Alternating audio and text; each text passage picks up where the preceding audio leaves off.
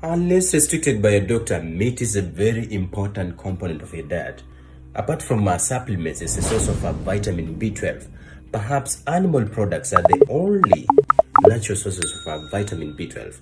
We need vitamin B12 in our bodies for maintenance of a healthy nervous system and maintenance of our metabolism, production of our DNA and red blood cells. Vitamin B12 deficiency or cobalamin deficiency might lead to megaloblastic anemia, whereby the red blood cells are usually large in size than normal and the inside contents of the cells are not completely developed.